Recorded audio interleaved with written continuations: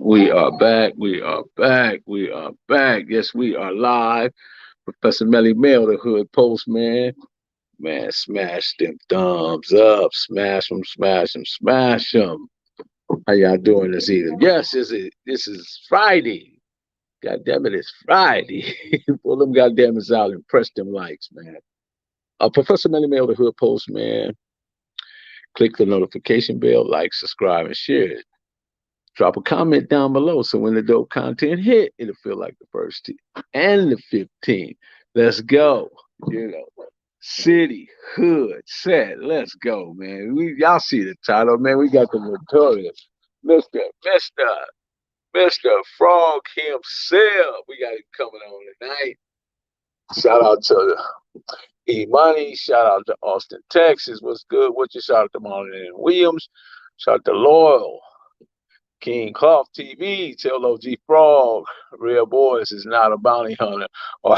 So, yeah, I'll give you the opportunity to tell Frog what you want to tell him, brother. That's it. We ain't passing out no junk. We ain't passing bills. This is strictly information. We're here to inform and enlighten and make things better in our community. Let me bring Frog in. Let me get the man himself. Let me get the man himself. Look at him. Look at him. Look at him, boy. Is he ready? Is he not ready? Is he not ready? We got no other than Bounty Hunter Frog. How you doing today, sir? Bless, as always. Good. Hey, the windows are heaven is open towards me. I can speak for myself, nobody else. There it is. There. I just opened them up right there, man. That's that virtual right there. Ah, How you doing, man? man, life is good, brother. That's good, man. It's good to see you. I like the slogan on the shirt, family first, because that's important. Family is the core to the black community, is family. A lot of people miss that, but that's what it is, bro. That's right, my brother.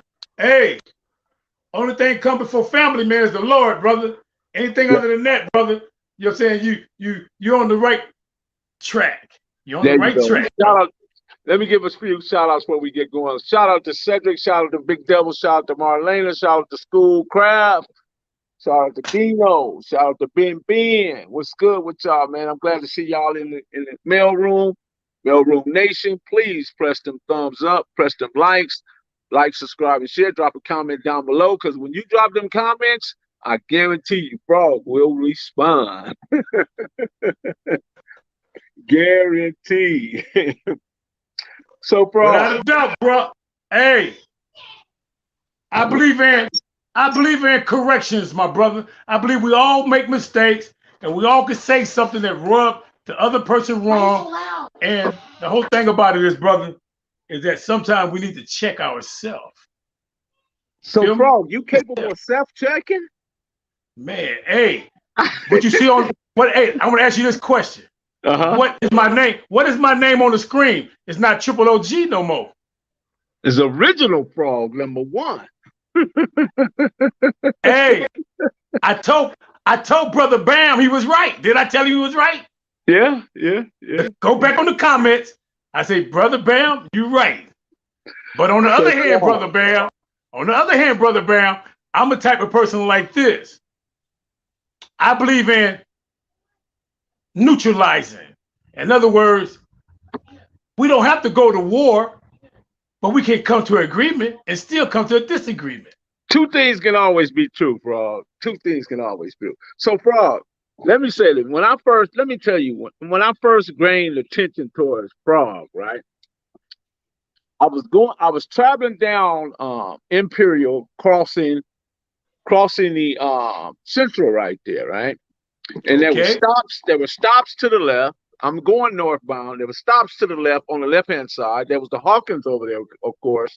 And then the gas station was always over there. And then right across from there, from where the project was a seafood store called Seven Seas.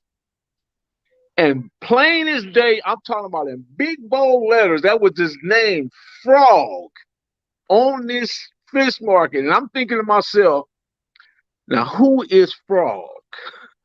So without any further ado, tell us, how did you get that name Frog? Well, my brother, it all started back in Central Juvenile Hall, and matter of fact, let me correct myself. It started in Los Padrinos Juvenile Hall in Downey in Uh-huh. 1972, my brother. Uh-huh. I only had one homeboy that was on that main line with me. He was in A and B, and I was in J and K. J and K, me, Ronald Shelton, we was there together, aka Big Buster. You know what I'm saying? We was on the same side together, and we were real tight. We used to creep our khakis up, and we used to put on our white t-shirts, and right next door in the next unit was females. So they let us program with the females every weekend. So anyhow, brother, I had a program, man. I try to have a program when it comes to doing time, my brother. You know, I guess I started this off at a young age. But at the age of 14, brother, I took control of the television only in the morning time because I had a thing for Courageous Cat. Now, Courageous Cat was a cartoon, had the similarity of like Batman and Robin. They had the Catmobile, they had the Cat Cave, and they had a villain called the Frog. Now, this frog took on the character of not Humphrey Bogart, but J. Edgar Robinson. In his mouth. That's the Frog. Yeah, guy, you dirty rat. Look at y'all. That's him, right? That's him. Check this out. I had to have that, man. Every morning, I had to have a bar of that, man.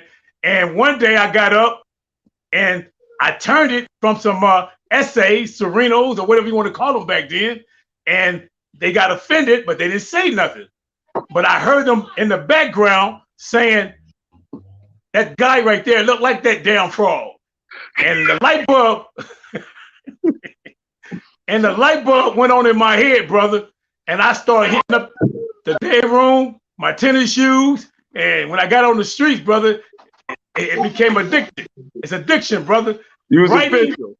Hey, man, that's funny that you mentioned that because I used to watch Courageous Cat religiously.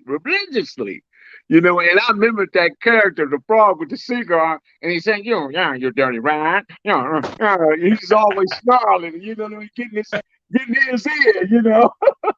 Hey, and he had a sidekick.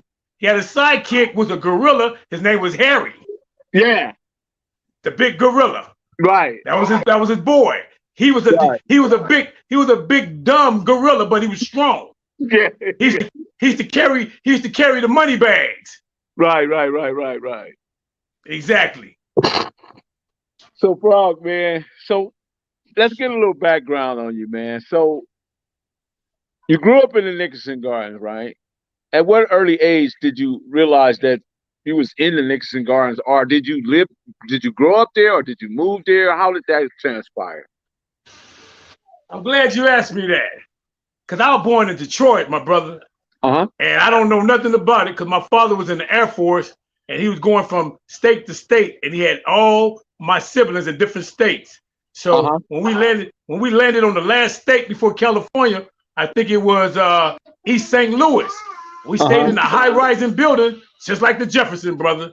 I was a little kid, around about 2-3 years old, right? But a lot of snow, my brother. We had to get away from that, man. So when we found out we was going to California, brother, we had relatives.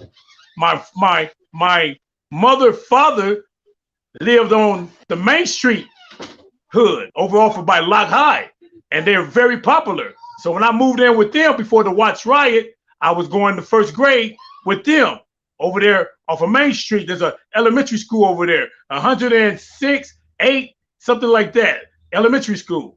Then I transferred over to the Carver Park neighborhood, and I stayed over there in the second grade. But before the riot came out, we went to the Nickerson Garden, and that's where I was planted at. But all them neighborhoods, I had friends even in childhood. I had childhood friends in all them neighborhoods. When I went to Locke, I knew a lot of people from Locke because of my family members that stayed on 106 in San Pedro. Now, check this out. My whole thing is this, brother.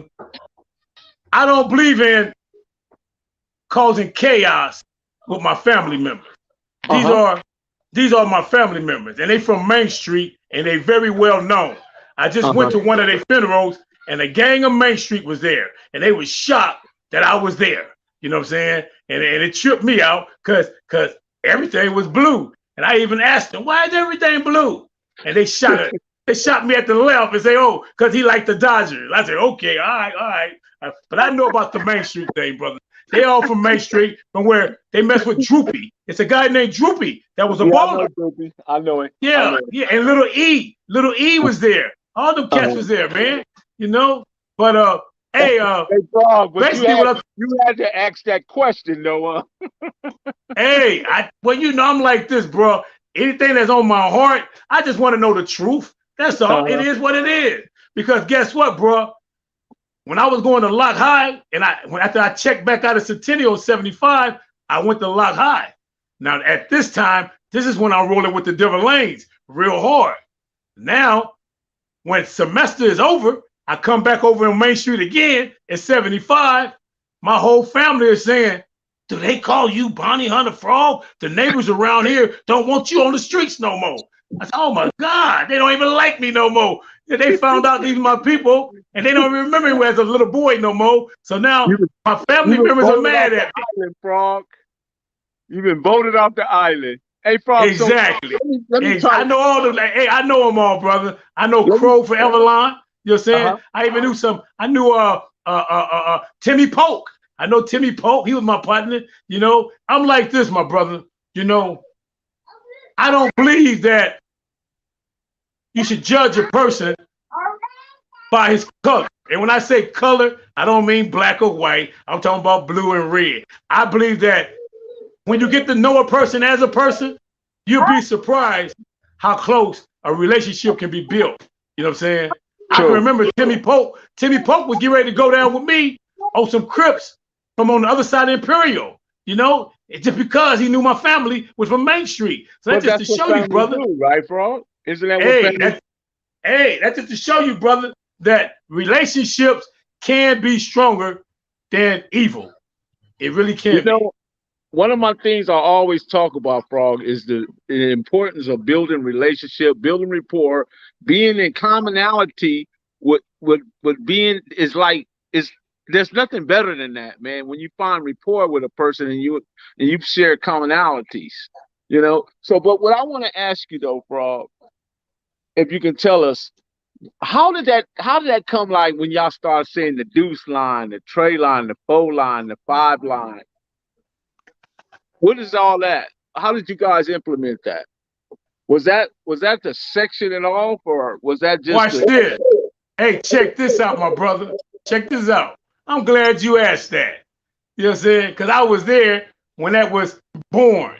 It happened in 1978 when the Bell-headed bounty hunters was at war with 116th and Avalon Crips.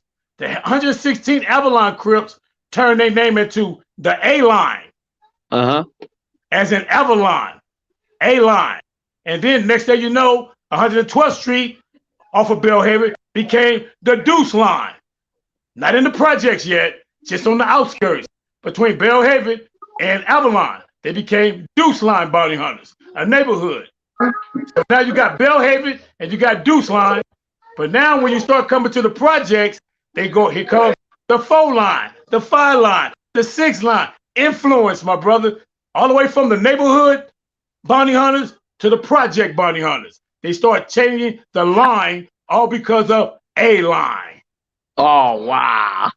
That's awesome right there. I did not know that. But now I want to also ask you about the Block Boys with Footbush and Bolo and Kill. I mean, I think Kill was all down on the Block Boys. How did that line up with the bounty hunters and the Bell-Heavies? Because you had the bounty hunters and the Nixon, you had the Bell-Heavies, but you had the Block Boys.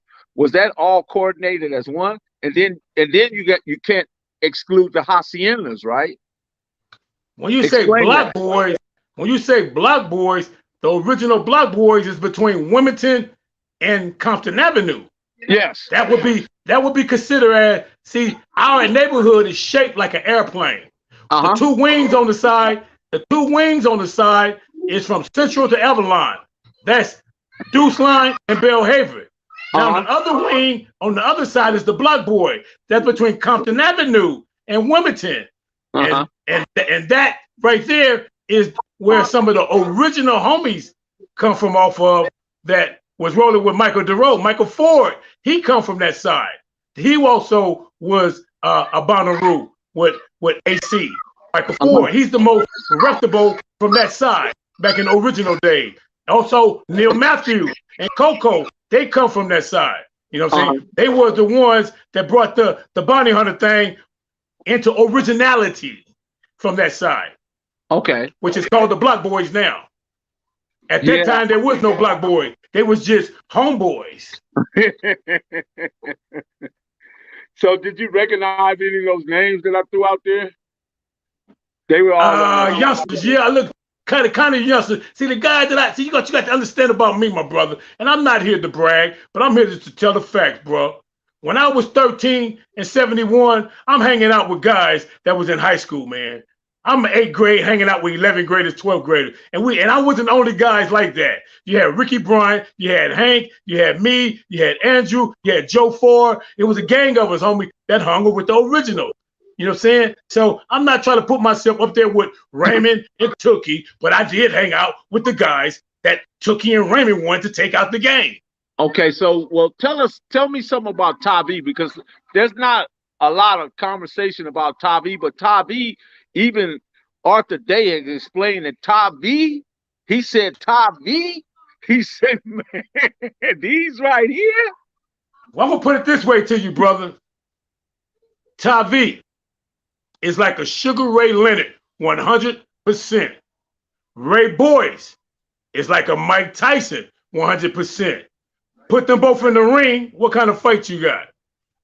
Man, you got a Thunderdome, man. You don't know who to put your money on. But guess what? They never, ever, from the 60s to the 70s, all the way till Ray got killed in 80, they never had a fight. Not one. Tavi, in reality, closed doors. I'm finna open it up a little bit. Open it up. He told me personally that Ray was just too strong. Too strong. He said, he's too strong. Now we got a cat from my neighborhood that AC look up to named Charlie Percy. He's a bully. And when I say bully, he remind me of Big Debo. Not Debo. Yes, Debo. Okay, go ahead. He like to rob you and go in your pockets and do things like that type of nature. But you know what I learned about human beings? They just like animals. You see a lion, he'll roam the whole jungle, chasing people and eating up everything. But let him come across a rhinoceros. Let a hungry lion come across a bull rhinoceros. He got to pause. Check this out. He's not going to even think about it. He's going to keep the line moving. He's going to keep the line moving, man, to the next victim. He's not going to even think. That's nature, man. That's nature. We don't want no battles, homie. That's what we don't want. Right. Craig Munson wouldn't have got away with that with Ray Boyce, homie. He wouldn't have got away with that with Joe Barker, homie. I'm telling you that for sure. Win, lose, or draw, it would have been a fight, homie. You can ask Alfred Pygmy, ask Alfred, and ask Huncho what they think about that. Craig Munson slapping Ray Boyce. And I want to hear what they got to say. I would love to hear that. I would love to hear that one. Craig Munson slapped Ray Boyce? I would love to hear them elaborate on that one.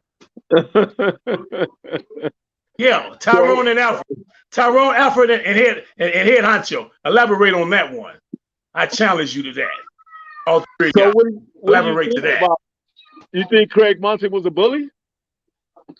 I'm saying Craig Munson would have had some paws put on him if he would have even swung on Ray Boyce. He better connect. He better connect.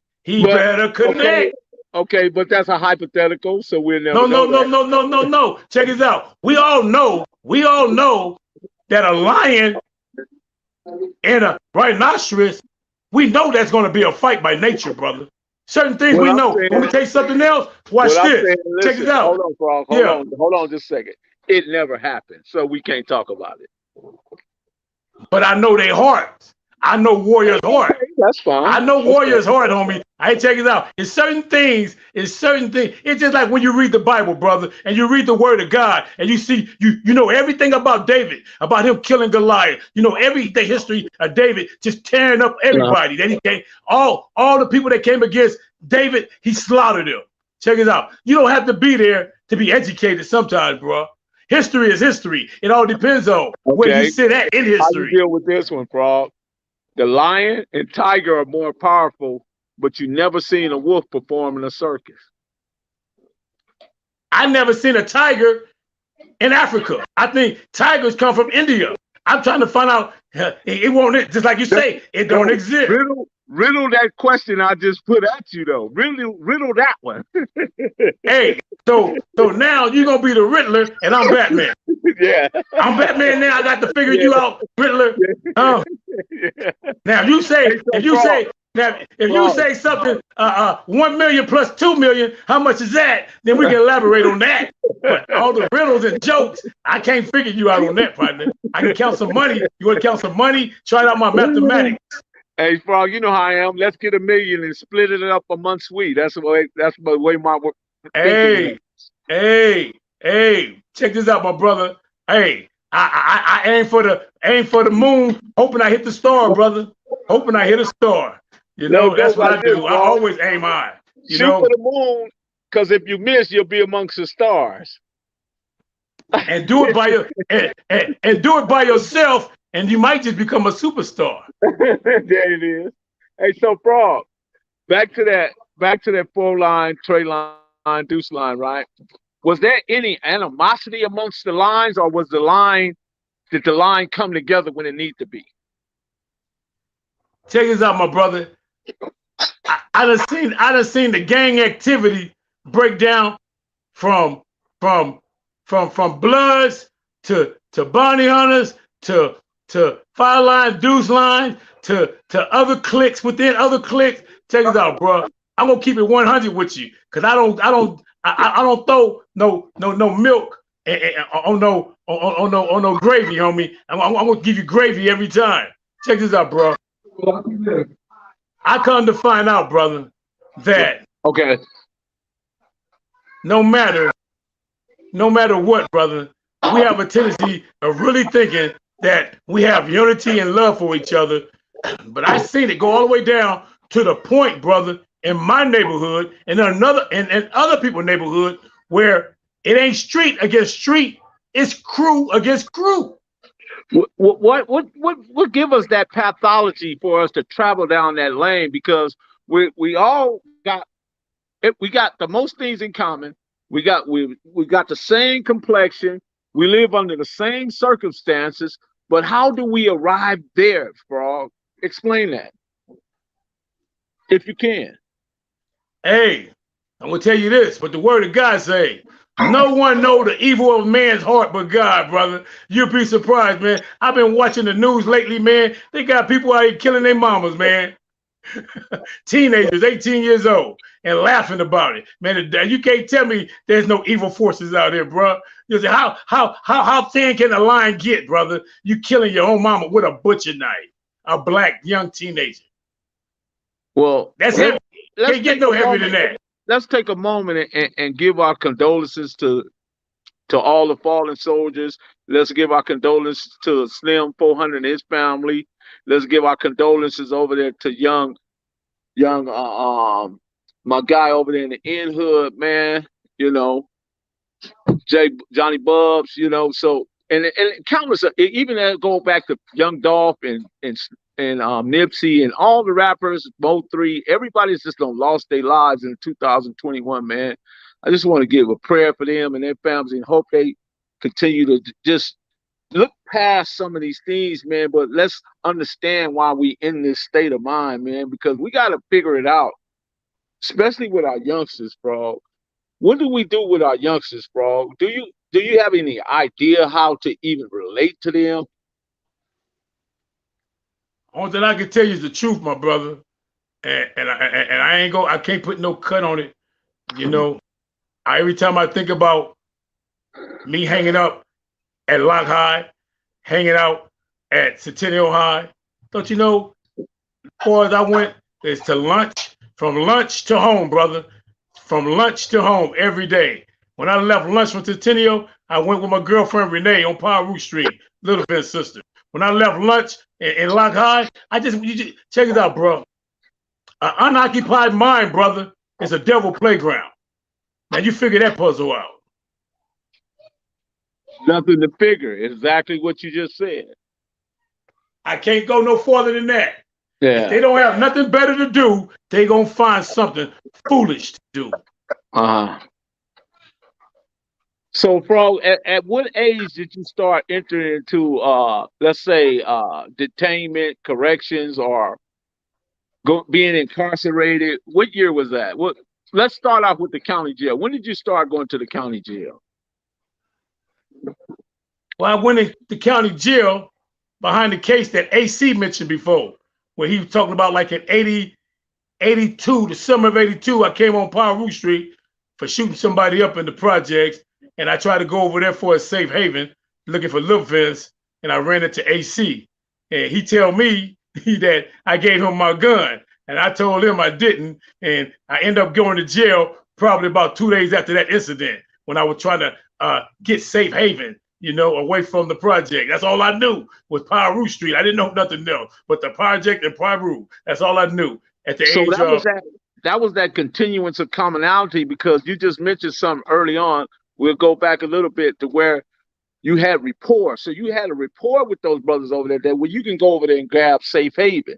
We don't have that today, but keep going, Frog. Tell us, keeps explaining that circumstance. Well, see, I was in San Quentin from the beginning in '79 with Little Vince, Porky from Ludus, Nate from the street, Bruno was there, bit of dog Bruno, Weeble. We had all had a good report. We wasn't set tripping, man. It was a black thing, brother, and we loved each other. But that just to show you that was in '79. So as time evolved from '79 to '82, and I got out in '81, the streets was on fire. Every wall that I saw said BKCK, and I couldn't understand it. It was like I just left from '79 to '81 and a whole new dimension. Crip killing, blood killing. I stepped into that zone, and my God, it was crazy. I'm talking about, man, Machine Gun Kelly. Everybody wanted an AK-47, and they had to. Hey, man, hey. When I left, it was just 38s, shotguns. I come back out, '81, they going to war with each other, killing each other. And I met a lot of brothers, man, that survived that. So I caught a case during that time in '82. Matter of fact, Great Street Bone had just perished, you know, and the Crips was on one in the county jail. You know what I'm saying? When I came through 108 police station, brother, before I even made it to the county, day one, I had to get my squad on. I ran into my old partner, rest in peace, man. They call him Butcher from WVG, Watts Vadio Great Street, better known as AKA Todd, Todd. We had a run in, brother, inside the cell. He didn't even know who I was, man. But I'm so kind of like what you call sneaky. I'm a type of person that if I see gang writing all on you and I know where you from, but you don't know where I'm from, I'm going to shoot what I got to shoot at you. So we start kicking the breeze. He don't know nothing about me. But I went on and told him, hey, check this out, man. I'm from Nicholson Garden, but I'm from the 115th, the 5 line, where the hustlers come off of. You got Green Eye, Kirk, all them guys, Big, what's your boy name? Biggs. All them, those hustlers, man. They not bounty hunters. They get money. Carlos, all them. That whole street, Tavi and all them, they was getting money, man. They not from 112 and 111. 111 and 112 is like Paru Street, but only that's where all the bounty hunters be at. 115, 100 Imperial Highway to 115, 114, They hustlers, man. They Is about that their what money, man. E.T. and Baby G and Tawana and all them cats used to be? Hey, check it out. On that side, they became fine line, but at the same time, man, that money train didn't stop. You know, and the What big about hustlers, Renzi? they had the big hustlers jumped on that money train. That was the money train in the 80s. We're dealing with that crap thing, man. So Green Eye and Biggs Neal was way older than them cats, but they saw dollar signs.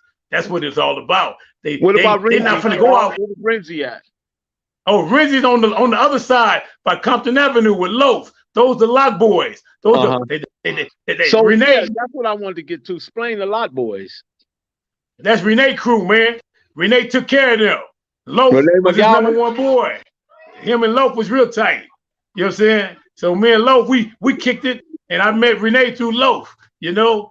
But I knew him already because his nephew is Manpower. But when I got to kicking it with him, it was through Loaf now. Hey, but guess what, brother? Was MP ever a bounty hunter? Yes, he's a bounty hunter.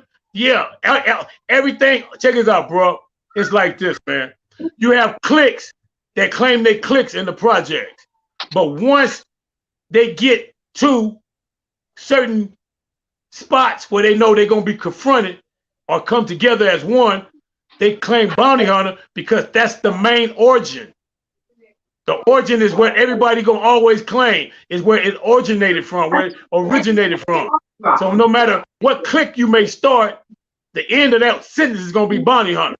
So you can be a Lock Boy bounty hunter, you can be a Gangster Watch bounty hunter, you can be a 5-line bounty hunter, Deuce Line bounty hunter. That's what J-Rock is, Deuce Line. Okay. He just that's J-Rock now. Deuce Line. That's a street I come from. You know what I'm saying? The Deuce Line. That's like Paru Street. If you ain't really all the originals, Junior Thomas, that's where they from. The Deuce Line. I think the Troublemakers was from the Deuce Line, bro. Hey, the real ones from the Deuce Line. The real ones, homie. Hey, check it out. The Deuce Line, it's just like going to the headquarters in Ludus Park. We had a wall called the Bounty Hunter Wall. And if you didn't hang at the Bounty Hunter Wall between 1971 and 1976, you're not a real bounty hunter.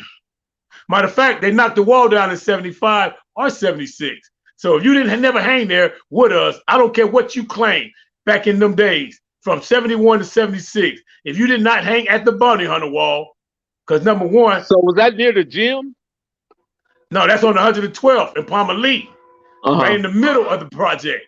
And there was a wall right there that Ricky Bryant, Silky Blood, his backyard had a wall. And Joe Barker, hey, he ain't letting no busters hang out. If you're the buster, you ain't finna be hanging out with Joe. Joe drink that old English. Relationship with the Haciendas. Haciendas, well, they were kind of tricky at it a little bit because we didn't know which way they was going. They was kind of confused. So one of the homeboys had to convince them by going over there, popping somebody, and letting them know to, hey, don't be bringing them other cats up in here. So they couldn't do nothing. They couldn't do nothing but rub elbows with us, homie. They on our block. We took it from Imperial to 103rd. That's our block. From Compton Avenue to Central. That's our block. From Wilmington to Avalon. That's our block. It's shaped like an airplane, brother. Right on. We got airplanes on. We got airplanes on, homie. Two wings and the back tail. Hacienda is the back tail of the plane. Okay. The Nixon Gordon is the front. The two wings, Bellhaven, and the block, my two wings, like that. But me, myself, in the middle, I'm Deuce Line. So what did the Hawkins? The heart of the madness is Deuce Line. What did the Hawkins mean to the Nickerson Bounty Gardens? The Nickerson Gardens. What did the Hawkins mean to them? In my generation, they was like our siblings because we're the same age category. What you have to understand, brother, as time evolves on and you have new youngsters come in the neighborhood, things happen, man. They don't know you and have that same what you call courtesy that they would have from you like we had in the 60s. You know what I'm saying? As things grows into the 80s, man, you know what I'm saying? It got real hectic, bro. You know what I'm saying? Even black people started getting robbed. They had good food in the Hawkins, man. Huh? They had good food over there. Hey, brother. Hey, The incident got out of hand, and it shouldn't have went that far. But what I can say, my brother, is that now they over there, and they really function as one now. Okay. Majority of the people, I would say 90% of the people over there that work in there is from the Nickerson Garden. The cooks and all of them. So you have to understand, time bring on the change, brother. Sometimes it's not good to hold grudges, because if you hold grudges and you get older and older, man, you're going to die. You're stressing out. That's what I try to tell my wife. I'm not finna stress out, man. I want you to take this question right here, Frog, because I know you know him, Mousy Brown. Look at that question right there. Read that question. You remember Mousy Brown, right? Yeah, I was in Tracy with him. Yeah, he's the 415. Right. But I communicated with him. He's a soldier. I give him that. Hey, I don't want to change the subject, but I got to change the subject. Okay. I want to give a shout out to the Bloods that was in the county jail with me back in '82. Shout them out. And I done heard a lot of stories where I done heard Crips say the Bloods couldn't walk the main line on Tracy or wherever. The Bloods couldn't walk the main line in the county jail and whatever. But I'm gonna tell you like this, my brother. I walked that main line, and I had many fights on that main line. And Butcher, he was my first victim. And yes, I said victim. You know what I'm saying? For the simple fact, I had to get down with him for the simple fact in the police station, he didn't even know who I was. And he gonna tell me it was his shotgun that killed my homeboy, Ray Boyce. He don't even know who I am. He think I'm a hustler. He don't know I'm from the Deuce Line. So I played him already. I'm gonna leave it like this. He went to sleep. And what you think I did? I'm gonna just leave it like that. Hey, I wouldn't. Now we're gonna go to another station. I'm gonna leave it like that. Yeah, okay. Wait, what? You want some more details? No. Okay then. Hey, I'll put it out there. Details is you want some necessary. More? All right then. Hey, I'm gonna give. That's 108 police station, bro. May 1982. I was only in there one day. I was in there one day. I had to handle that. That got handled. No problem. How hard was it to survive on the main line in the county jail? Well, after I give these names, shout out to the ones who did stand up, like the movie 300. Hey, I will tell you that story.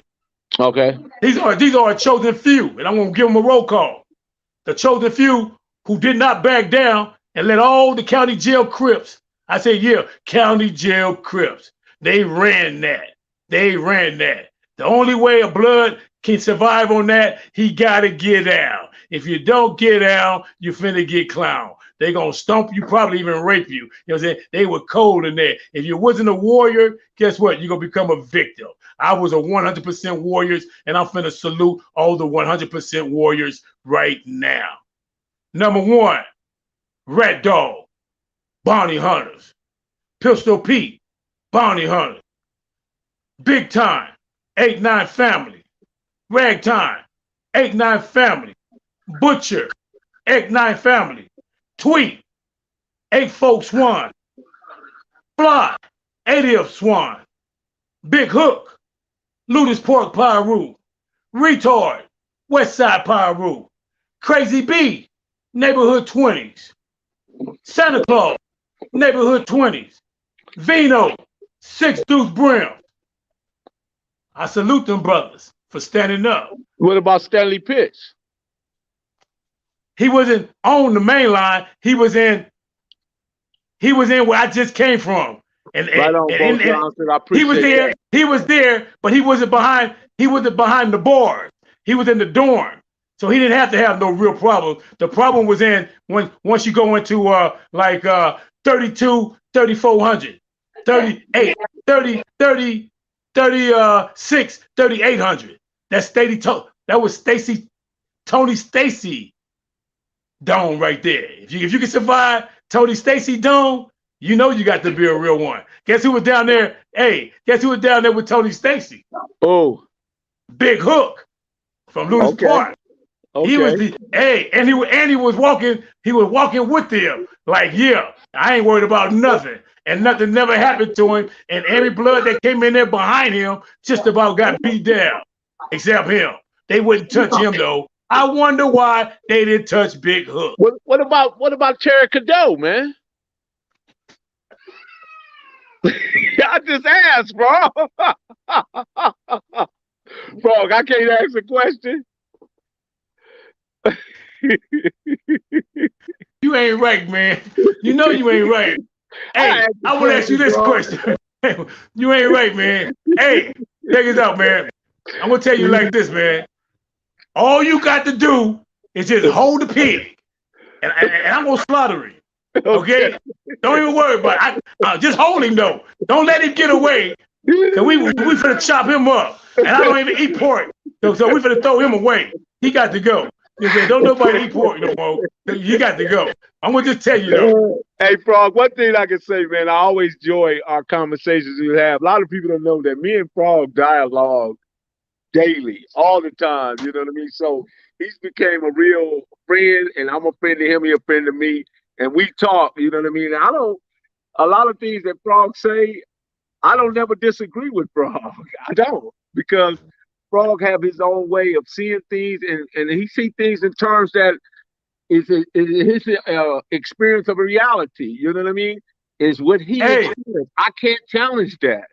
I want to tell you this story about 2800 on Baker Road. On Baker Road, brother, the last road. See, I police. Hey, check it out. And everything. Hey, the police, the Stony Boys, the sheriffs, the deputies, they put all the surviving Bloods together and gave us a foothold in that module. And they put us on Baker Road. It was about 5 or 6 of us. It was me, Retard from West Side, Junior Bridges, right on, Steve. Fly, you had Fly, you had Vino from Brim. There was about a good 6 of us. And all around that surrounding area, upstairs, downstairs, and all around us, all the Crips was trying to get down there to see who we was holding the stronghold on that bottom tier. We was in cell 7. And we had the tier hit up inside the cell, hit up, right? How many y'all was in there? How many? Right on. It was only about 6 or 7, man, on one tier. And that was our stronghold. Everything else around us, every tier around us, Abel, Baker, Charlie, Denver, was Crips. We only had one road. I got one question, Frog. Was you putting them blenders on them? Check this out, bro. I'm going to just tell you like this. I have a philosophy like this, my brother. If you got the audacity in a war, I say war, that means everything is green light, and come up and ask me where I'm from in the war zone. I'm gonna put it like this way, lightly. The only way Little Tweet didn't get knocked out by me when he questioned who I was, he had to go get Red Dog. I'm like this, brother. I don't like waiting, anticipating for nobody to do me greatly bodily harm. I'd rather get it over with real quick and fast. Whatever happened, let it go down where you get mad at. That's what I feel. I'm not stupid enough to go in the day room with no 25 Crips. Because the only way you can win or hold them off, you got to be in a narrow position, which is the freeway. You can fight good on the freeway without getting rat packed if it's about 5 of y'all together. In the cell, you can fight good and keep 100 people or 25 people off of you if you're in a cell, because they got to come through that door. You know what I'm saying? So you have to use strategy, man. People don't know strategy, man. I use strategy, bro, to survive. I did my research on 300, brother. That was real. They held down that little alleyway from the whole army. So they did that. That's like your standard bearer for holding your stronghold is the 300. 300, partner. I'm telling you, I learned that before the movie came out. I learned that you have to be in a narrow hallway, put your back against the wall, and you can take on just about anybody, anyone. Put your back against the wall. Or if you got 3 or 4 guys like you, 5 guys that can throw them dogs like you can hang with 20 people because they can't get across that barrier. You got to have a barrier, but they got to be like AC say, They can't be made out of no putty, homie. They got to be made out of cement, a brick wall. That's what they got to be made out of. I ran with guys like that. I just named them. They were brick walls with me. I was the quarterback mentally, and they were my defense line, or they were my linemen. I got a quick question for you, bro. If you had to sit down with a group of youngsters right to this day, and you was asked to mentor them, what would be your approach? Why are you changing the subject, brother? I don't want to change the subject right now. I really don't. I really don't want to change this subject. Hey, check this out. Let me show you something. You can't answer it? I did so much paperwork on I believe in platforms, brother. I'm a platform type guy. I'm a Malcolm. I'm a Martin, brother. What I got to say, brother, what I got to say is already laid down. But I'm gonna go ahead and try to answer your question. But I would like to continue. I would like to continue my platform. Yeah, you can do that. But I just want to know what, because I'm looking for a different outcome. I already told you what I believed in. I told Gangster Chronicle the same thing, bro. See, the difference between what I found out, the difference between me and you, Melly Mel, you have more, your belief is more swayed on the Islam side. My belief is more swayed on the Christianity side. So therefore, we already have a little clash already on that. So hey, a little clash is on there already. Thank you, Marlon. Hey. Thank you for that. Thank you for that donation. Hey. I believe, brother, that I'm gonna say it again, man. I don't know why you forced me, but I'm gonna say it. I believe, brother, that we are living in the days where Christ is getting ready to come back. When I read the Holy Quran and I did studies on the Holy Quran, they talk about Esau. Esau in Arabic is Jesus Christ, brother. That's Esau. I-S-A. Esau is Jesus Christ. They said that Esau is coming back to rule the world, brother. You know what I'm saying? The only thing that they disagree with Revelation is one thing that they disagree with. They don't believe that Jesus Christ has anything to do with God for as being the Son of God or being God himself. But everything in Revelation, they believe that Christ is coming to take the throne. And he's going to tell everybody. Now, this is what I read on my research, and it was kind of funny, but I said, okay, I'm not mad at them. That's their belief. This is what they believe that Jesus is going to say to all the Christians. Do not call me God. Follow Allah, the Father. That's what they believe. Jesus is going to tell all the Christians. I've studied, I'm well read, bro. I can go the same thing with you, toe to toe, philosophy. We can go to Jupiter. We can go all around the universe, brother. Hey, I worked in the library in CMC, the biggest library in California, Department of Correction, brother. And I worked there for a whole year. That whole year, brother, I guess you can call me the nutty professor. Okay. Well, tell us about the BGF and the blood relationship. BGFs and Bloods, brother, have a commonality of back in the 70s, the original Bloods became BGFs. That's the commonality they have, the original Bloods. A lot of them went BGF because they saw the true enemy in Tracy, Soledad, and Quentin. The only reason why the Crips don't have that many members in the BGF is because they got a bad history with Raymond Washington. Leave a bad taste in everybody's mouth. So the ones who did embrace it, they stood tall to it, and you had a few that fell off, but you had an old gang original Crip. I can give a roll call, but I ain't gonna do them like that because they might don't want to be exposed of being BGF. You know what I'm saying? But hey, they got just as many original. I didn't say 1980. I'm talking about 1970 Crips and Bloods. That's BGF in Tracy, Soledad, San Quentin, and they were killers too, just like the ones from 415 in Oakland. They were just like them. So hey, it is what it is.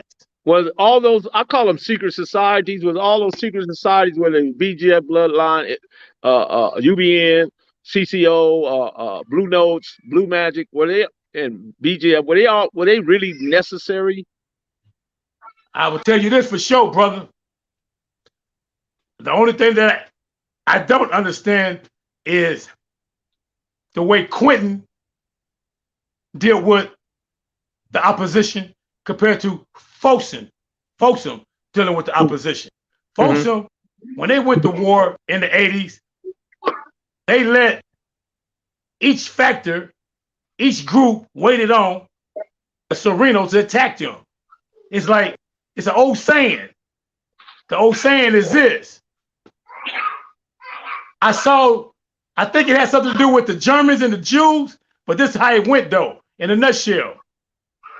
They came for the Jewish people, and I did nothing. Then they came for the Italian people, and I did nothing. Then they came for me. That's how it goes, brother. You sit back, and you can see things coming towards you, and you sit there and do nothing. That's Folsom, brother. They feel like a domino. They knocked them down like a domino, brother. Yeah, you have to react. You have to react. They knocked down Jama. They knocked down the Crips, and the only one that really hung on and got a little bit in was the Damus in the kitchen, because they saw it coming to them. Peabody and them. They saw it coming when they took off on the Crips. Guess what? They was chasing the Crip in the factory, on the license plate, on the hill, and they couldn't catch a Crip. So guess what they did? And he had a red flag in his pocket. They stabbed one of my homeboys from Bounty Hunter. And that's why the war jumped off with the blood, because now they came for us. They went for everybody from Jama to the Crips and then to the Bloods. And they all watched and nobody assists nobody. How strong would that have been if everybody would have set all them labels, all them titles that you set aside, that UBN, Bloodline, CCO, Bruno, if you just would have put all the, because labels are sticky, and often what our people do, we defend the label, the title, versus what we need to defend is our people. What if they would have had the wherewithal to set all that aside and just come together as one?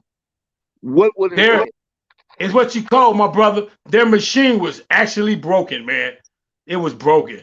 The Sereno threw a wrench in their machine for real. Now, if you go to San Quentin, the same year, same time, just a different environment, now you see the red, black, and green coming into faction. Everybody's under one flag now. We might all got blue, black, and red on, but it comes down to red, black, and green now. And now now it's tick for tack. It ain't no just one-sided. They knock us down and it's over with. No. Officers was even getting knocked down. You know what I'm saying? That's how powerful we was. And I'm gonna tell you, at that moment, the black people came together. The black people came together because I agree with Mustard Cody. He told me this. He said, San Quentin is the house that George Jackson built. And I agree with that. The mentality, it's the mindset. That's what it boils down to. Unity, Pamoja. What that means. It's what unity. Thank you. Exactly. And that's what I saw. I saw everybody, regardless what kind of internal problem they had, they still had that red, black, and green. It's really kind of hard to put a rationale on that, because I don't know what could that mindset been in Folsom that was different from San Quentin. Was it the leadership itself? It what you call divide and conquer, my brother. That's all it takes is divide and conquer. All you got to do, man, is sometimes you can if you find a chink in somebody's armor, you can pierce that and destroy the whole organization just by one person. It'll fall like a domino effect. All it takes is one traitor, homie, to tell everything, and that's what happened. Hey, it's the same thing with the Black Panther Party. It's always somebody in your organization or your gang that's going to tell. If they're going to tell the enemy everything and they're going to tell the police everything. And that's what I despise about being a gang banger. How can you win? The man next to you is liable to tell on you. How can you win? Wake up. The man that's closest to you could be the one that do the damage to your life. You just saw Tookie Williams, how he fell. Did anybody learn from that one? The man closest to you Watch that guy. Ask Mob James about that. Ask that guy. He know about the man next to you. I know about the man next to you. That's right. Check this out. I first learned this. This is what I first learned. All your comrades are not your comrades.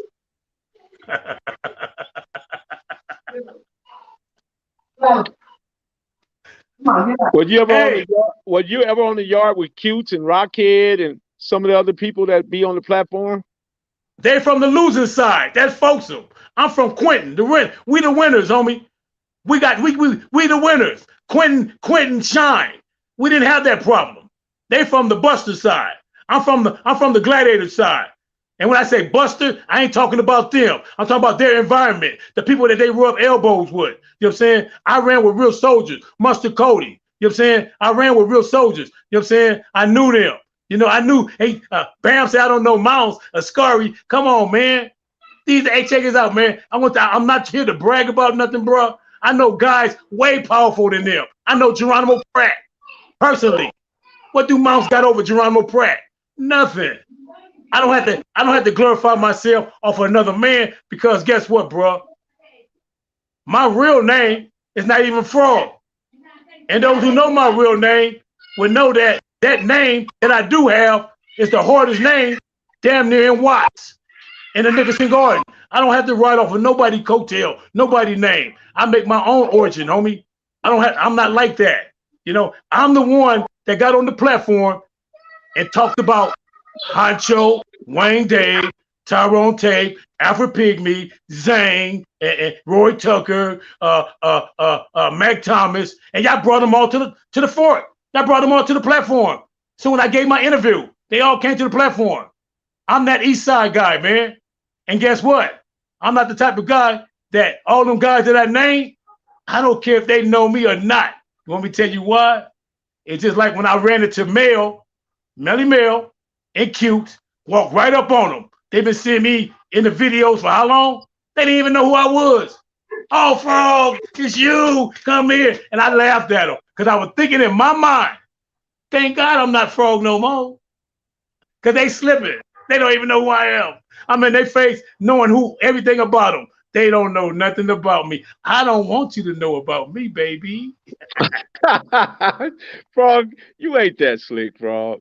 Hey, guess what? If you go to the Nickerson Garden, they got a day that they named after me. What is it, Frog?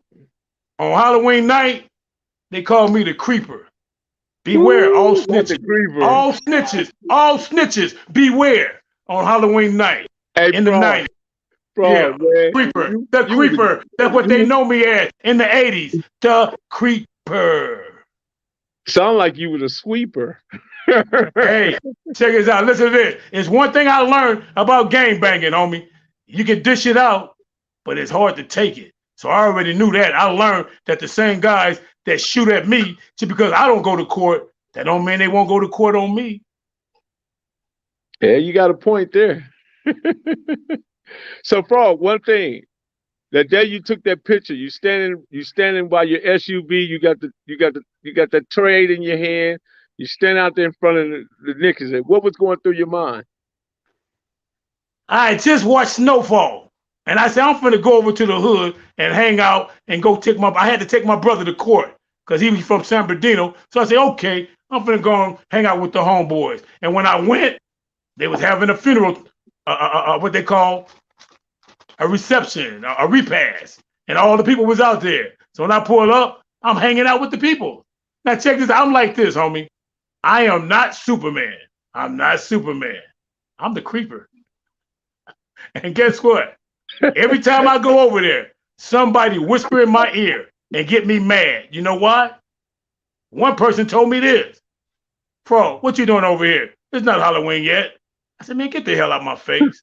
I'm gone for 5 years, man. That's classic. It's not Halloween yet, Frog. What you doing over here? They expect this year Halloween. Guess what, bro? Guess what? Me and Frog was trick or treating. But you know who I thought? I always thought myself like this, though, brother. You mentioned it yourself about Tonto. You call Rick Tonto, Slick Tonto, bro. In my mind, I want people to know or don't know who is that masked man. Who was that masked man? And I ain't gonna say high or silver. I ain't saying nothing. I'm gone. Hey, bro. Oh, they know about the creeper, homie.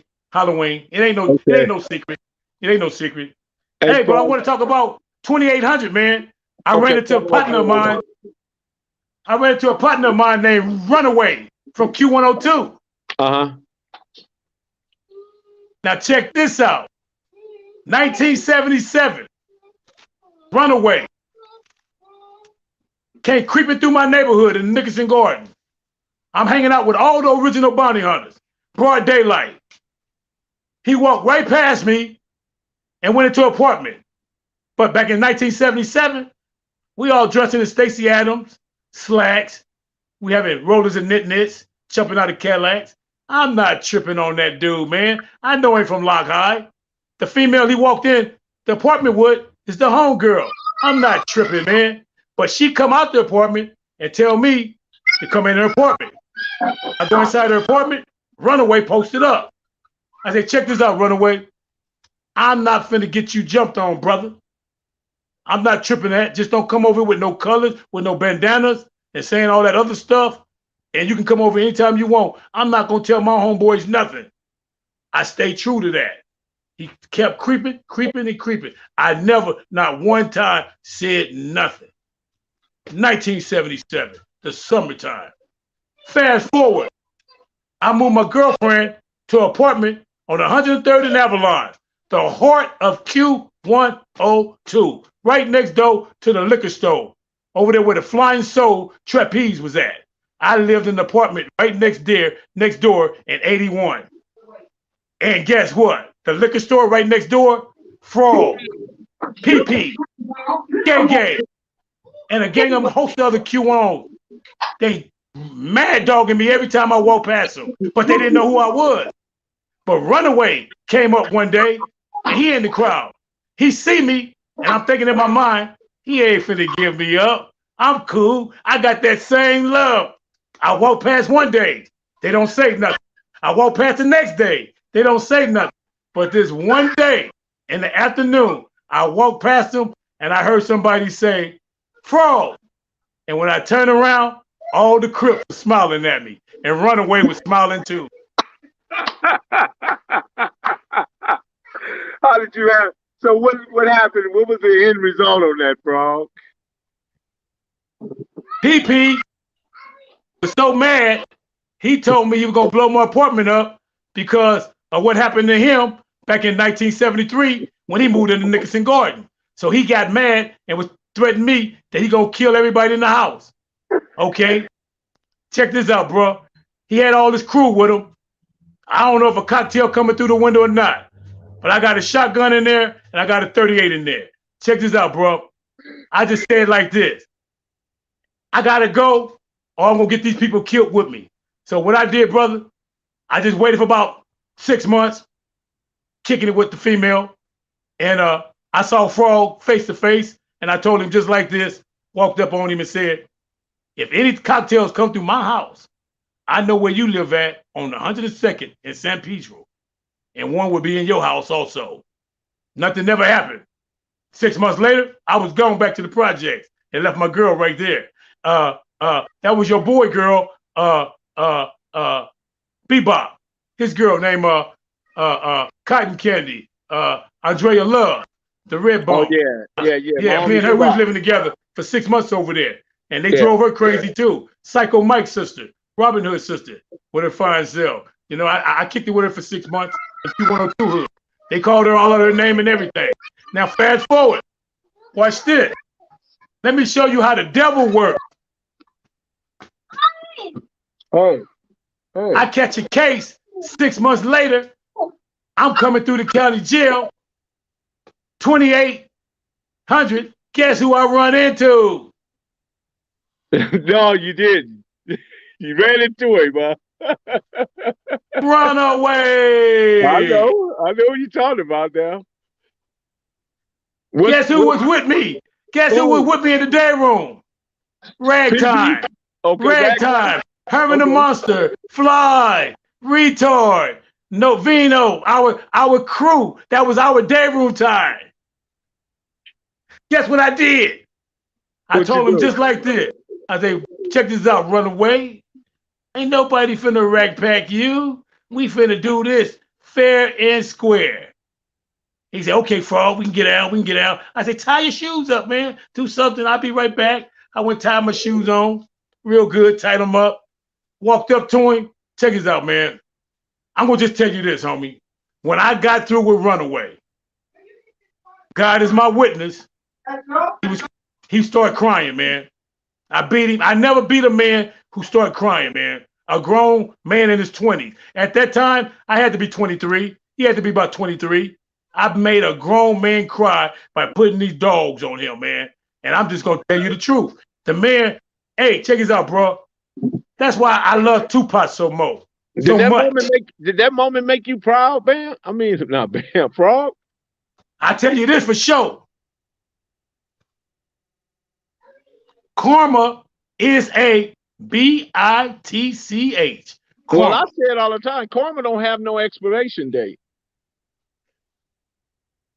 Hey, and I ran into him again in San Quentin. This time we were friends. And just to show you how evolution goes, brother. Say sometimes, you just got to get it off your chest, brother. There's nothing wrong with getting it off your chest. I even had to get out with Blue from Harlem, from Schoolyard. I'm in the dorm. This is when I first come in. I'm in the dorm with Stanley Pitts was next door in another dorm. Yeah. I'm in there with 3 Damus, and Blue is in there with like 4 Crips. I didn't come in there for no drama, homie. I'm day one. I'm fresh from 108 police station. They playing cards. They gambling. They playing 21. I want to get in. So Blue got the cards. He controlling the game. I fade him a couple of times. Lose or win, don't matter. But when I quit, he looked at me, don't even know me, bruh. He just know I'm a Damu. That's all he know, because he see me with these other Damu. And we even Steven, 4 on 4. So he chest me, calling me, because I don't want to gamble no more, the bitch. And when he said that, the Damus, they looked at me day one and say, you ain't gonna do nothing? I had a huddle with him and told him like this. In due time, when I get ready to do it, because I'm not, it's a time for everything. I don't even know everybody. I ain't even been in there an hour yet. And already the devil coming at me. Make a long story short, brother, my locker got broke into. He was on the top bunk, ironically, and I was on the bottom bunk. My locker is empty. My cosmetics gone. I throw a nutty. F your hood, F your mama, F everything. Whoever took mine, F your set, F everything. I threw a nutty. Ain't nobody saying nothing. They let me throw my nutty. I want somebody to say anything. I don't care who did it. Damu or Crip. F everything about you. So now, guess what? Somebody in the chat said you look like Santa Claus. Hey, that's my boy. I told my wife that. This is in the memory. It's in the memory of Santa Claus. He's a real one. Hey, I end up finding my cosmetics stashed under my locker. They took them out my locker, put them under my locker. So now, as I'm getting ready to get on my bunk, Blue jumped off the bunk on me. When he jumped off the bunk on me, he had his shirt off. He on swole. I'm a skinny dude. I'm holding 13. This man holding some 18s. You know what I'm saying? Hey, but guess what, bro? Hey, I learned in San Quentin back in 1979. Strength is not in the body, it's in the mind. If you don't bleed, you can't achieve. I don't come in the fight saying that you can whoop me because you look like Bolo. I don't care. You can come in the fight and think you can just whoop me because you look like Debo. I don't care about all that, brother. You got to show me something. Hit me in my chin, knock me out, break my jaw, cause it's going down. I'm gonna do what I gotta do. So when we squared off, brother, he tried to dope feed me and he missed. What do that mean when he missed? He left himself open.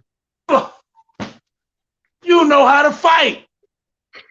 I know how to counterattack. I know how to counterpunch. Huh? I know how to do all that. When he missed, homie, guess what? He swung so hard, If he would have connected, he would have knocked me out. But I know how to bomb. I know how to weave. Check this out. When he missed, the momentum of all the power that he had behind him, he lost it. He lost his balance. Yeah. And when he lost his balance, I grabbed him and threw him on the bunk and put the blenders on him and jumped up real quick. And guess what? It was over with, bro. He had blood coming down from his nose all the way to his chest. He couldn't do nothing, and it wouldn't stop running. And I did something, the most stupidest thing that a blood can ever do when you get in the best of a crib. And you know what that is?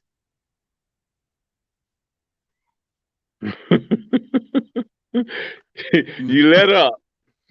Make mockery. Mockery. Sometimes if you're winning, just let it go like that. You know what I had the nerve to say? I pointed at his face and I said, that's what you get, blood. Oh my God. Papa, 6'9", East Coast. Low, 6 Deuce, East Coast. Boy, they grab brooms, sticks, trash can. They chase me all around the dorm. The Bloods that were with me tried to throw a block up for me like I was the quarterback and they was my line of defense. The police seen all that racket going on. They rolled me and the East Coast up, bro, and sent me to 32, 3400. I went down there. That's when I ran into Tweet. Tweet was the first person I seen when I came in 32. Excuse me. When I came into 32, 3400. Tweet asked me, are you Bonnie on the Frog? My antennas go up. I just got rushed by a gang of Crips. I just had a fight with a Crip. Now here it is, the very next day, he asked me that. And in my mind, I'm thinking, I don't know this guy. He disappeared, came back with my homeboy, Red Dog. Everything was cool. In that wing, you had Duck from East Coast there. You had who else you had there? You had Speedy from Backstreet there. And that's right. And guess what, Speedy was a real one. Guess how Speedy was, bro? If you want to fight a Blood, or if a Blood want to fight a Crip, go in the cell and fight head up. It ain't no rat packing. Everybody get a fair one. He kept it like that.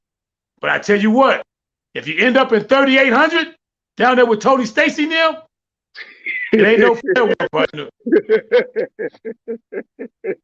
There ain't no fair ones down there, huh? You got Trish down there, Evo down there. You got Butcher down there. You got all them heavy hitters down there, partner. And they like alligators or crocodiles in the swamp, brother. They waiting on for something to eat. You know what I'm saying? What was your experience with Jamel Barnes?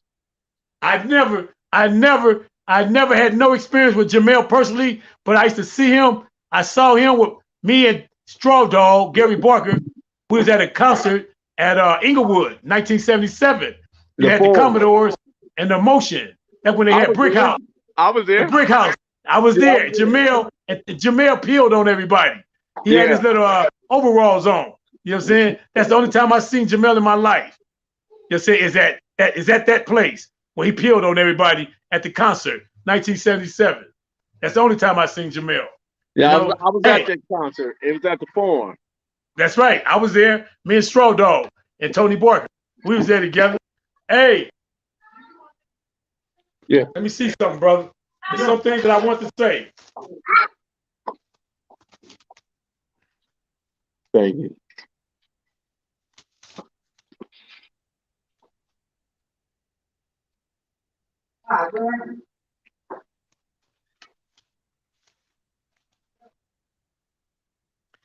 Oh yeah.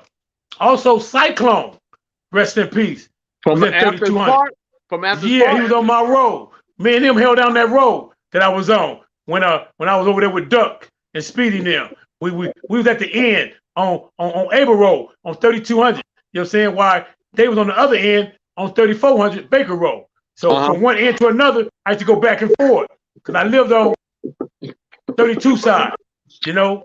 So Speedy gave us a little fair one, man. He made sure if you want to get down, you know, a gang of Grape Streets from 3800 mobbed down there because Red Dog got into it with Turtle from 89 Avalon Garden, and they didn't like the outcome So the Great Streets heard about it, and they came down there to deal with Rat. They would go jumping.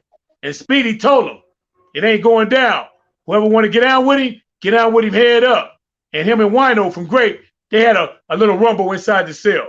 You know, Butcher from 8-9, he was right there, you know. And I hate to say it, but one guy left him, man. And I ain't going to put his name out there, but I let you know this. He's from the Rolling 20s.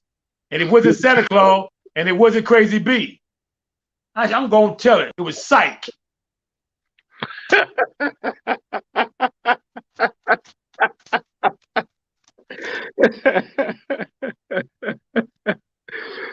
Well, you something else, Frog. Oh, look who they had on the line. You had Duck, 8-9 East Coast. Windbone, 8-9 East Coast. La East Coast. Diamond, 8-Trade Gangster. Capone, 5 Deuce, Broadway. Granddad, Great Street. You had heavy hitters there, boy, in the day room. You go to the day room, if you ain't got no squabble, you coming out leaking. Simple. A lot of people that I know that's Bloods came out leaking, homie. So, Frog. Me, myself, and I, brother, I done had some fights with some hell of a battles. Breakdown was one of them. That was toe-to-toe. Didn't nobody win that. We went toe-to-toe. Only thing about Breakdown that tripped me out. Shout out to Lady later, Frog, man. I didn't know Lady Frog was up in there, man. She all good, homie. She watching her frog. Look at her, watching her frog. Hey. Hey, check this out. I don't know if Bam know this. In 1979, when I was in San Quentin, somebody say, Frog, you sound like you still active. No, far from it, partner. Far from it. Hey, check it out. Hey, 1979, when I was in San Quentin with Little Vince and Bitter Dog Bruno, Breakdown moved into Nickerson Gordon on Imperial Highway. Can you believe that? Yeah. Can you believe that? Yeah. He got into a shootout with one of my homeboys. That's and the police came. Check this out. The police killed him right there on the spot because he shot the police in the wrist with a shotgun. He was on Sherm. They tried to take the gun from him. He died right on Imperial in the Nickerson Gardens. I'm in San Quentin at the time. My homies still talk about that. You got any Mexican Mafia stories? Mexican Mafia story. That's kind of heavy right there, my brother. I do know one thing for sure, though. I give props when props is due.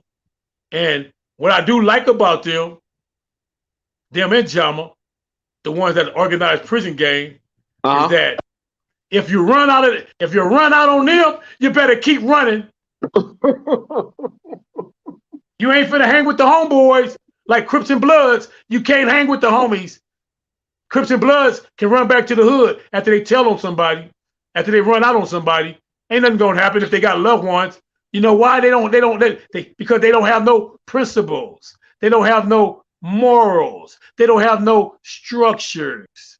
They're not organized. What about the homeboy thing don't mean nothing when it comes to you running your mouth. What about Rooster?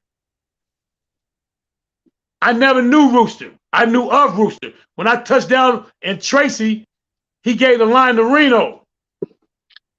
So I knew Reno. When I hit the line in December 82, Reno had the line. Rooster just left. Ironically, when I got there, all the original Bloods my age didn't want to be on the main line. You know why? Why? Do you want to hear the truth? Yeah. Because they didn't feel Reno was capable of calling shots on them. So he had a crew there that was untouchable. He had a crew just like Saddam Hussein, what they called the Imperial Guards. He had a crew, homie, that was heavy hitter. Catnip from Fruittown was there. Hard Rock from Bonnie Hunter was there. Kitty Trash from Bonnie Hunter was there. He had a gang original, but nobody felt he was qualified. So they abandoned him and left him with the younger crew, the ones who didn't care about what you call earning your bones. You got to earn bones sometimes for people to respect you, homie. Yeah, if you don't earn your bones, homie, how you gonna be a shot caller if you ain't earn your bones? That's true. But That's what was your relationship with him, Reno and Peabody? Because they was running both two different factions, right? I'm glad you asked that question.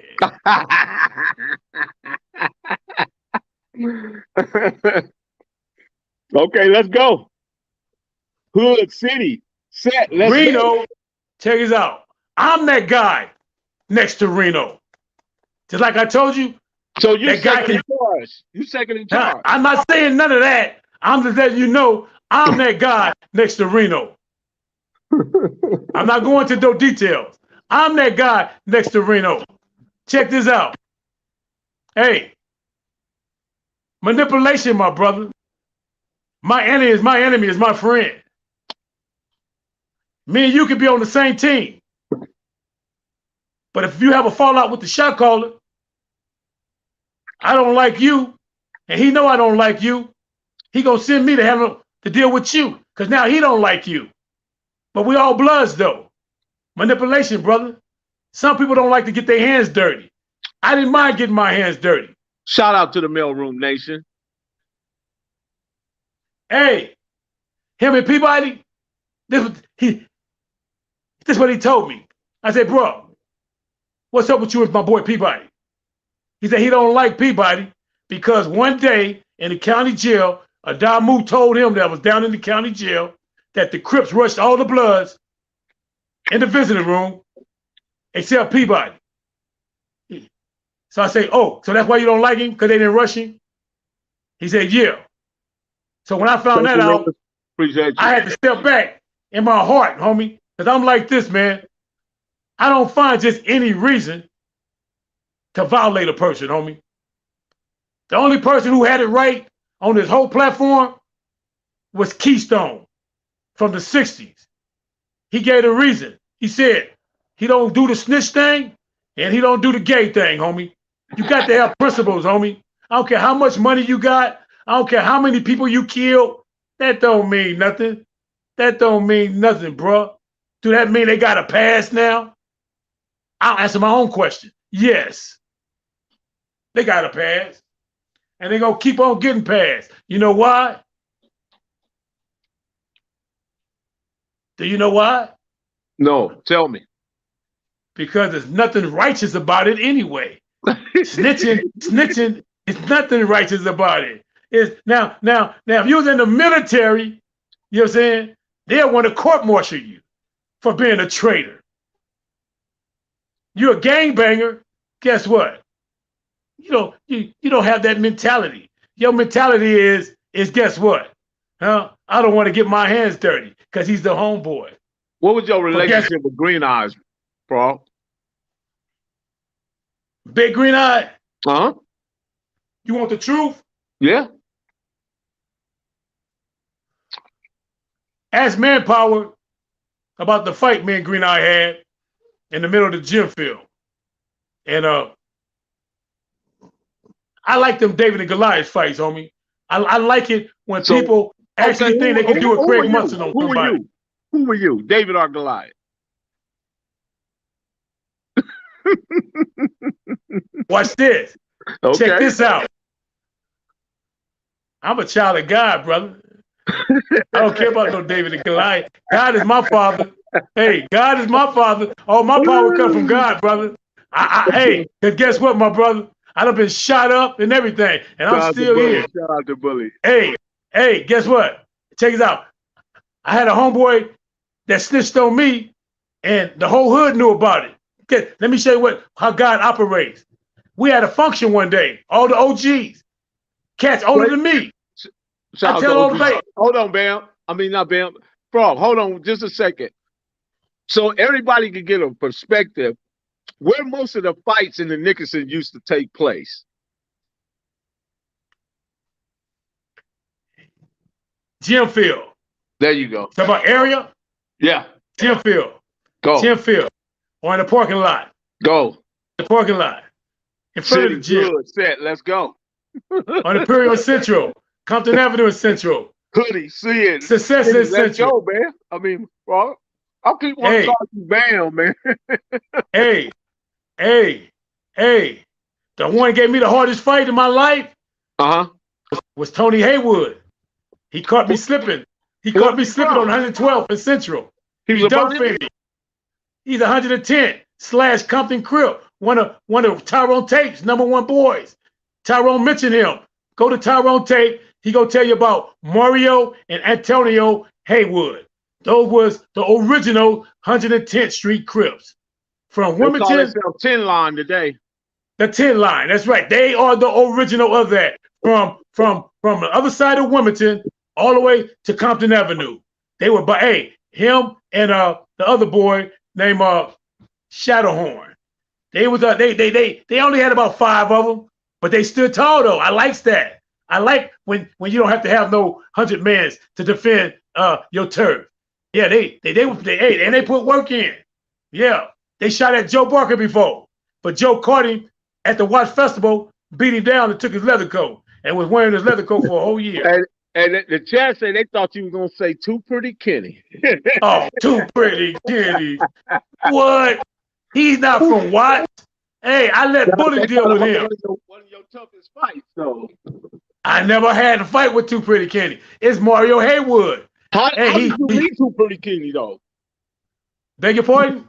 How did you connect with Too Pretty Kenny? What was your connection? I crossed him out. Every time I saw his name on the bus in 73, I was Xing him out. You know what I'm saying? It seemed like everybody that I had dealings with or knew everything about on Kevin Mack, it seemed like they brought him all to life, homie. All you got to do is go back and watch me on Kevin Mack, all the characters I had already named before they took the platform. Okay. And I told the truth. Did you ever run into Jimmy Lavender? Was he ever in the Nixon? Me and Jimmy Lavender was at the Watts Festival together and didn't know it because it was a gang of bishops, gang of power rules, and gang of bounty hunters, 1974. Uh-huh. So that's the only input me and him had together was at the Watts Festival where we end up getting beat down by the Firestone sheriffs and they threw us in the cell like a slave cell. And we all was in there packed like a slave ship. That old Firestone station, a lot of people got beat up there. Hey, it is what it is, man. You know, check this out, bro. It took me a while to learn that prison was a form of slavery. I've been in and out, and don't you know, it took me to open up a book to find out the origin of prison. I found out that it came from slavery by finding out the origin of it. What was one of the first books you read, Frog?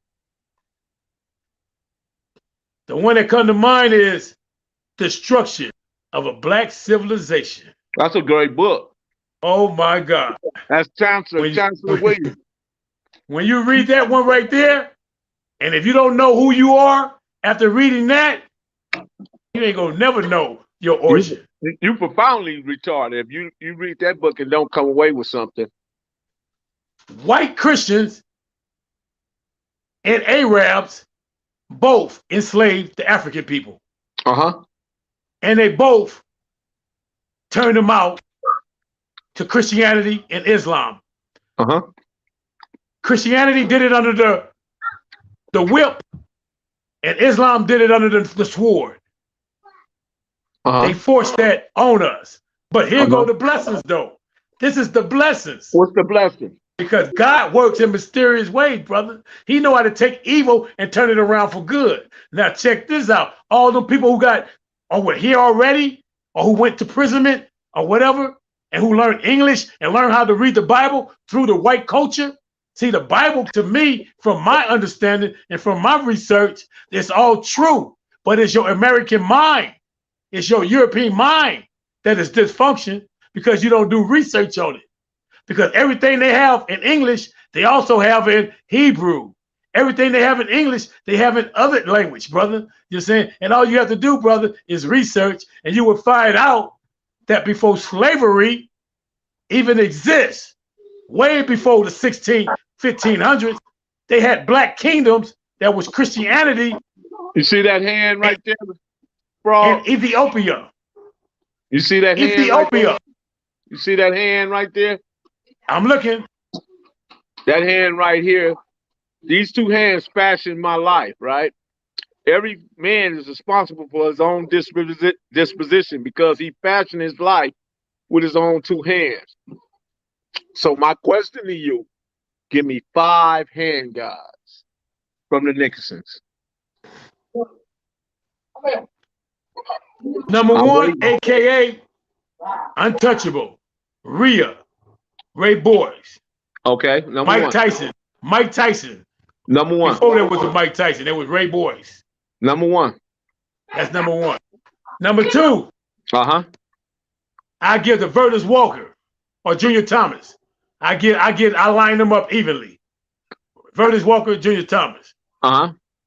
Number three, Edward Ely and Marvin Jones. I line them up. Don't get in there? Who? Tavi. Let me put it this way about Tavi. Tavi was a crib. Tavi was quick and he was fast. And yes, he had the fastest hands. But it's something that I do know about fighting, that I know about fighting. And I'm going to tell you where I learned it from. I saw the Mike Weaver fight one time. And it was this person whooping on Mike Weaver. Only one more, though. All right. It was this person that whooped Mike Weaver for how many rounds? 14, 13 rounds? Whooped him. John Tate, Big John Tate, Mike Weaver fight. Big John Tate was whooping on him for 14 or 13 rounds. The last round, Mike Weaver knocked him out. Yep. You know why? Why? Tell me why. How come he didn't knock? How come Mike Weaver won that fight? What was his strategy? Because John Tate got tired. And left. This is what I believe, brother. This is what I believe, brother. I believe some people, when they fight, they can only win certain fights by putting hands on the person and beating them down, but not knocking them out. Right. But then you got some people, as they fight, if they catch you with one good one, it's over with, partner. You're out of there. You may got blenders, homie, but if you can't put that person to sleep, and all he take is one punch to put you to sleep, somebody going to sleep. That's how I judge fights. I judge fights with reality. If you ain't hitting hard enough to put me to sleep, I'm sure gonna try to put you to sleep. Frog, you don't look all that tough to me. Hey, and guess what? Guess what? I learned this since the 1960s. My mama told me, all the bad people is dead.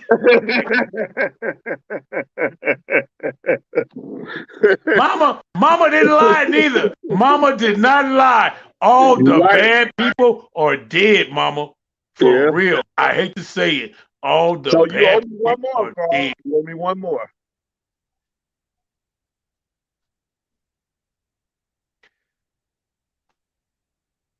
Terry Moses. Roy Lynch. Okay. There y'all have it. Frog gave y'all 5 hands. Matter of fact, he gave you 6. Hey, it is what it is, homie.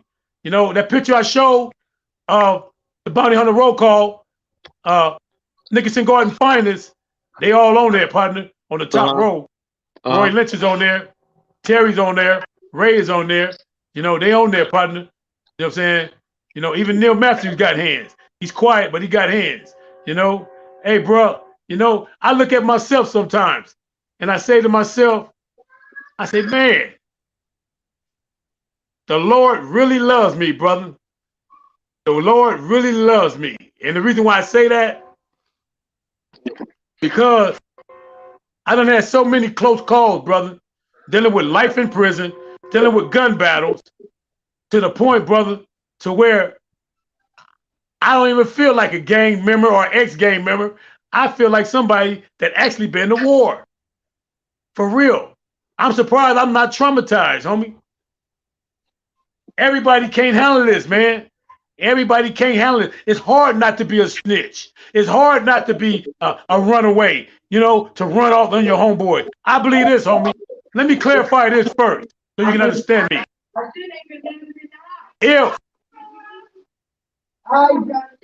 If an individual have a problem with a gang of people or with one person, Melly Mel, you got a problem with me or my homeboys, and you decide to run, I don't care about that. But Melly Mel, if me and you is together and there's 10 guys, 20 guys, and you run and leave me there fighting by myself, I got a problem with that. How you doing? I understand.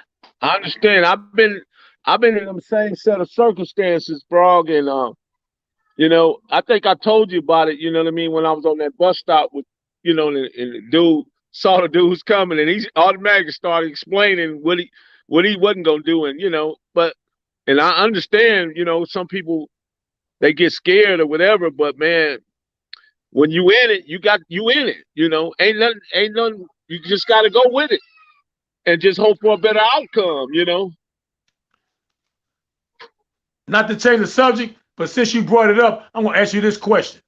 If you're in my position, you're on a tier where you got 5 people to bag you up. And then you got somebody that's in the cell with you, that's been in the cell with you for a whole week. And then all of a sudden, they come from under the cover and they tell you their name is Terry Cadeau from 6 Deuce Brown. And then put their head back under the cover while you get ready to go to war when the door open up. How you think I'm supposed to feel about that person? I ain't got to feel nothing about it because I'm whooping him next. You know what? He got a pass. Ain't that something? Terry Cadeau, man. Come on. Good old Terry Cadeau, man. 2,800. Junior Bridges. Retard. Vino from 6 Deuce. They was all there. Even Sammy Cash. Do you know Sammy Cash? South Boys, right on, man. I appreciate that. Do you know Sammy Cash? No, I don't know Sammy. Miller Gangster. Built like Debo. Yeah, I knew some Miller Gangsters, but I didn't know him. Built like Debo. The Crips didn't want to see him. He walked the main line. Just like Big Hook. They didn't want to see him. But I can't give him his props. You know why? Do you want to hear the story? Yeah. He was loved by the Crips so much in the county jail that he helped them, jumped on a bounty hunter, not even knowing he was a bounty hunter. Wow. You ever done any time with Ryder Mike Sims from 9 Deuce Bishop? No comment.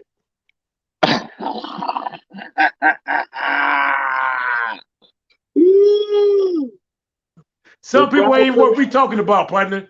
Some people is not worth me talking about. When Frog put it like that, y'all, you done brought up a bad name, man. Go on and take that one off the list. Hey, I asked Sammy Cash, did you jump on this man right here in 2,800? He said, yeah. I said, why? He said, he's a snitch. I said, how he's a snitch? He said, he told on somebody. I said, who he tell on? And guess what happened? The man ended up with 4,300, got beat down in 4,300, and then he go to 2,200, and the Crips see him in there, and they tell Sammy Cash, dude's a rat, not knowing, Sammy Cash not knowing it's the bounty hunter that they done already taxed up. Now they telling Sammy Cash, dude is a rat. He don't go investigate and ask dude nothing. He just put my partner, my homeboy, in the Fort Nelson, and they beat him down. and everybody ended up from 2,200 to 2,800. Hold on, Frog. Moderators, y'all handle that. Y'all handle that Trey cat. You know what I mean? We ain't gonna have no disrespect up in there. Moderators, get on him.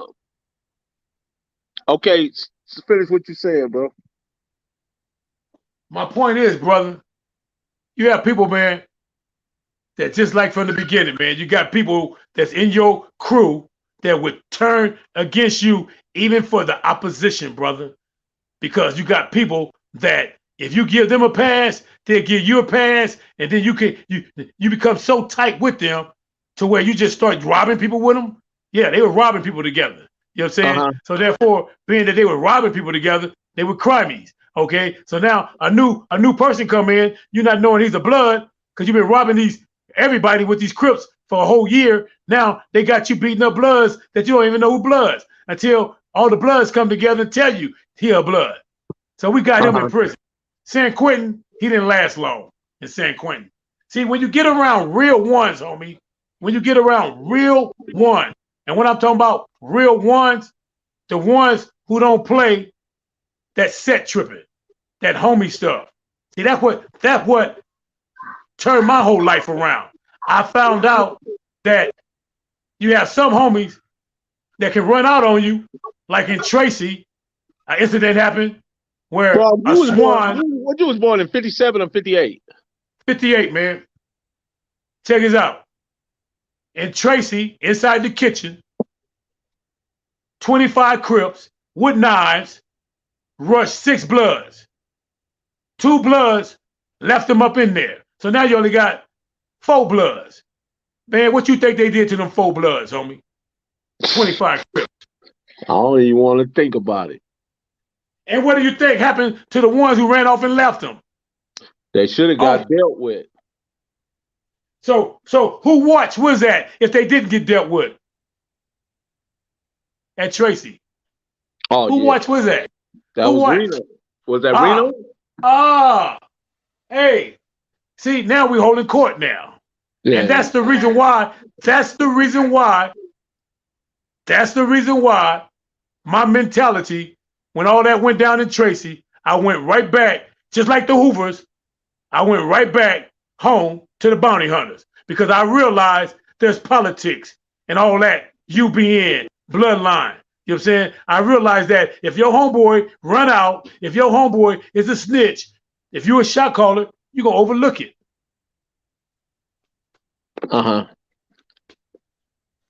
So what is the purpose of trying to hide an organization? What is the purpose? So the rules and regulations apply to me, but not him. Because he's from... I don't think Frog no Ayatollah. Frog, did you know Ayatollah? I'm going to tell you like this, my brother. I'm glad you asked me that. I'm going to tell you something, homie. Frog, be nice. I'm going to tell you something. I'm going to tell you right now, partner, since you asked me that. Be nice, and I believe this. I believe this with all my heart.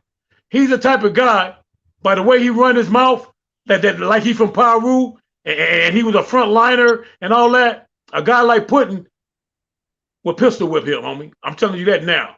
You know what I'm saying? He's doing too much. You're speaking too much.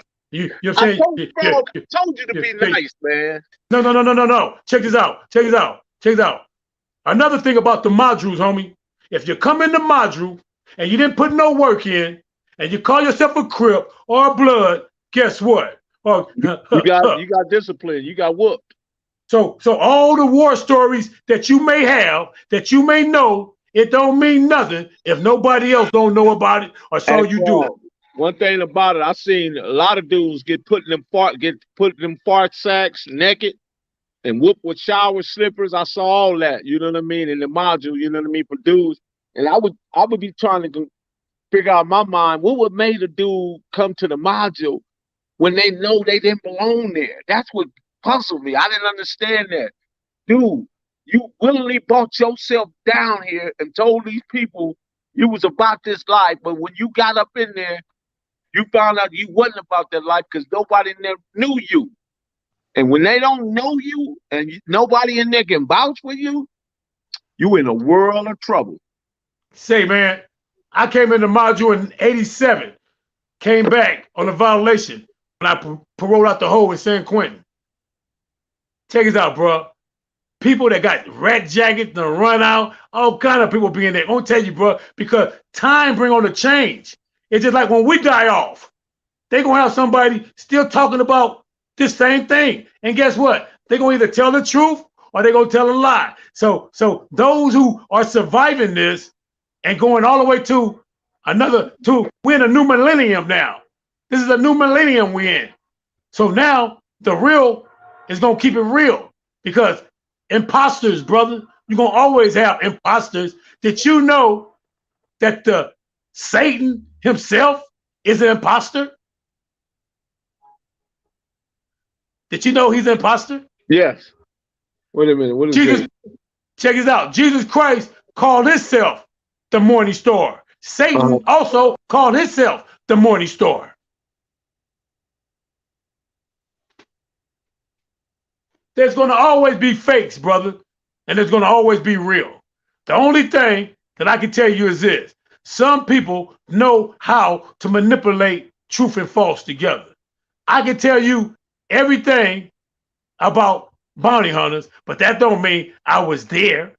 How I knew that he was kind of shaky to me. Bang them like buttons. Y'all listen to Lady Frog and bang them like buttons, man.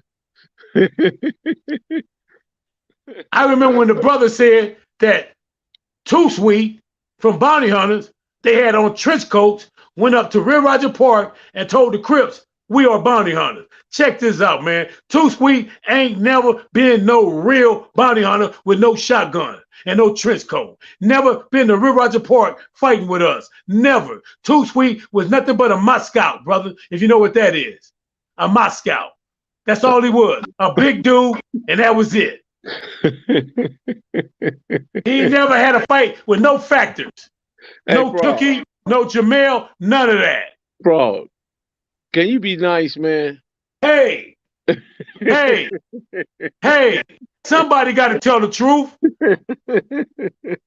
Somebody got to keep it real. Too Sweet wasn't all that, homie. He was a big dude that had boxing skills, but he wasn't no fighter on the streets. Bro, you might be hurting people's feelings, man. Hey, check this out. Guess what, bro? And guess what? The truth would also set you free, though. Okay. Now if you hear from me, Answer that question right there. Answer that question. See, can you answer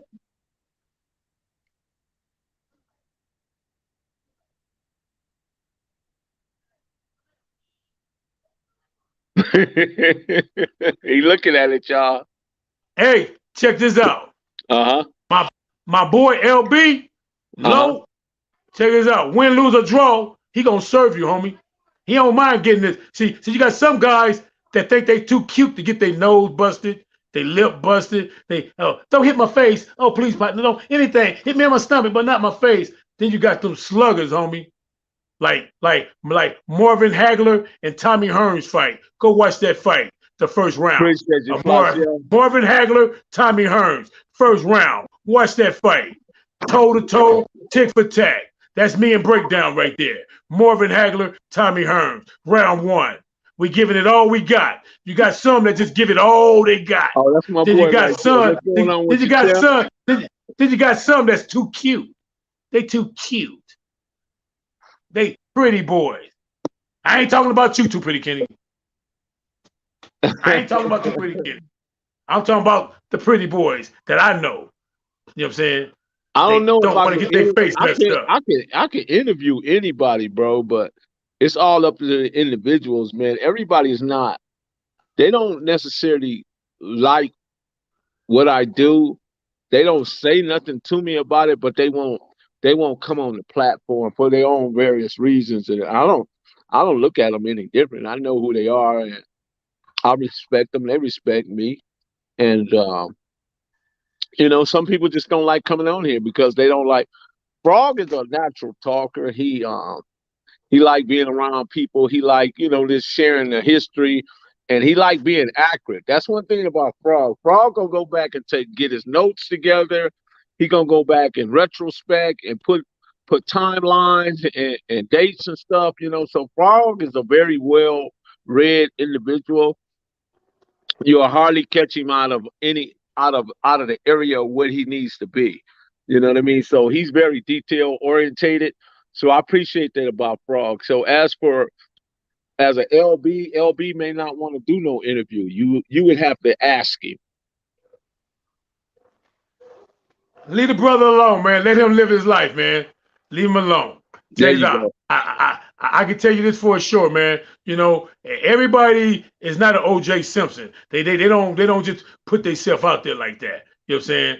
And some people is kick back, man, and just like the most smartest celebrity that I knew that caught a case was that guy who played Beretta. What's his name? Beretta. Tony. I know who you're talking about, Beretta. I know who you're talking about.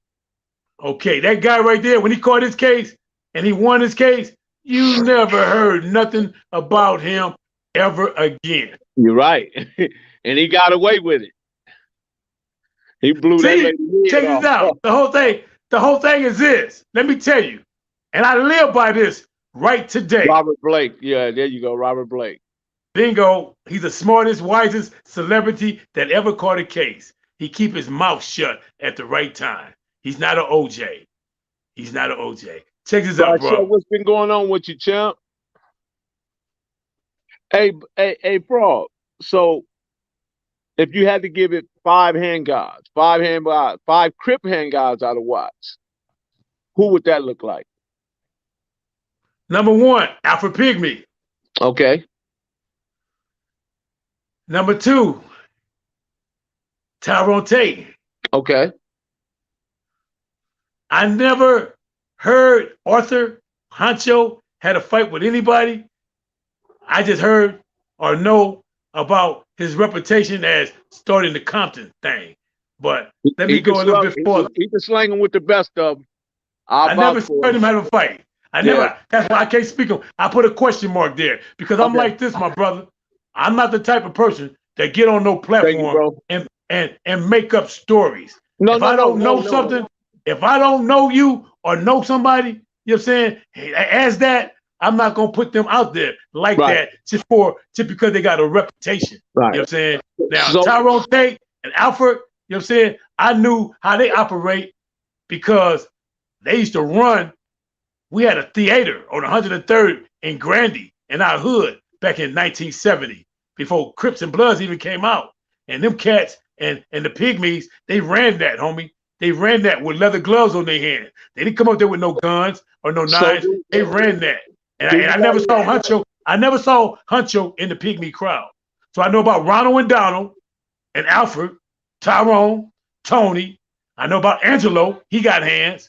You know what I'm saying? Okay. Black Tony, he got hands. Okay. Yeah. Though the Pygmies, that's all I knew. They also had a brother or a nephew named Little Jamie. I used to run with Little Jamie. Me, Little Jamie, and Porky from Luda's Park, we was all in the 7th grade together, running together. You know what I'm saying? With the Tillmans and all them. You know what I'm saying? They used to hang out with us, man. Oh, you talking real. Kurt and Puncho 7th grade. Tillman? Yeah, we all went to Markham together, 7th grade. I know Kurt, Puncho, Ruben, and his sister. The sister was part of the Little Devils or something? Yeah, the one that got interviewed, she the one that got a daughter by James Compton. Okay. The one in the wheelchair. Yeah, she got a baby by James. I ran into James since I've been out. Me and James got when I saw James, it was 2012. I had a lot of money on me. I had my Beamer then, and he had a Benz. His Benz was black. My Beamer was black. Raymond ain't from Watts, bro. Raymond's from the east side. It's a different area. Hey, he's from off 118 block. So I had a friend, or a so-called friend, that stayed on 120th. His name was Scatter Rat. He was an East Coast, but he originally grew up in the nigga. Yeah, Lil James would be a great interview too, but Lil James ain't gonna do no interview. I talked to him. No, he's not. Hey, guess what I told him when I first saw him? He's very humble. Very humble. Yeah. Very. Because guess what I told him? I said, check this out. I know you, man. You knocked out Joe Barker. He didn't smile. He didn't grin. He just had a stone face. And you know what he told me? He said, tell Baby Honcho. I said, what's up?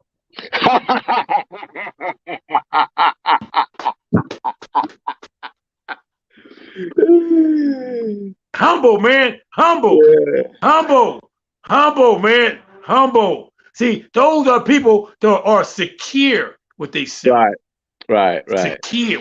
When you secure with yourself, you don't really see. See, my whole thing is this.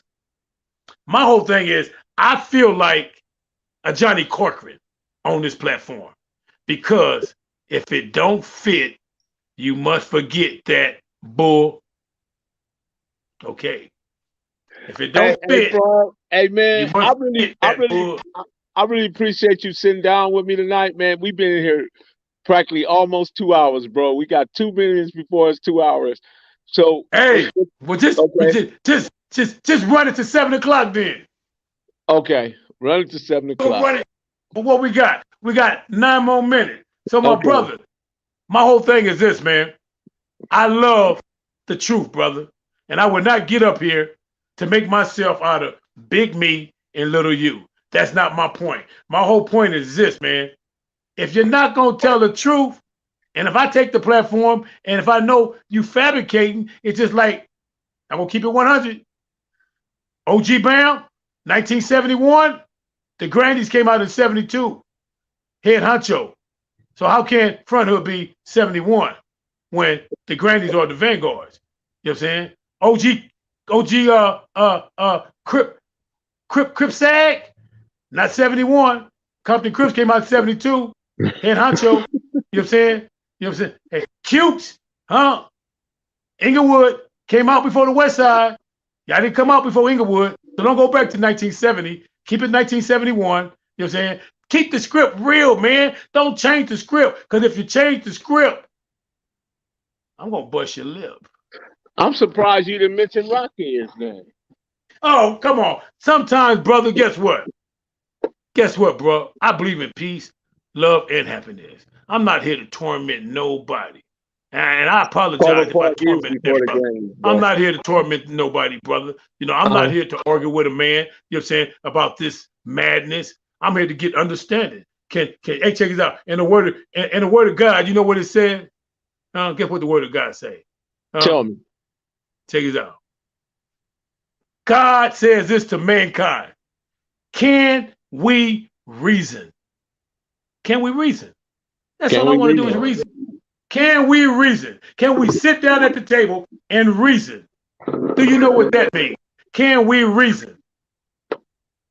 That's what I'm about, brother. I'm about That's reasoning.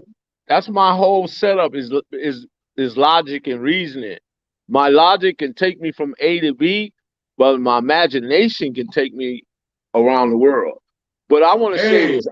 Let me say this though, Frog. I want to tell you, everybody that's listening and in the chat and all that, we gotta free ourselves from ancestral trauma. We gotta master our soul lessons while cultivating space for the abundance to flow. Because if the abundance doesn't flow, then we're hopelessly and forever doomed to mediocrity. So we must find a way to get to the top because the cream always do rise to the where? To the top. So that's right. let's remain being the cream, man. We gotta be the cream. That's it. That's all we gotta do is be the cream because we are. God designed us in a very unique way. That's why we're the first man and the first woman. You know, we are the owners. We are the makers. We are the fathers of civilization.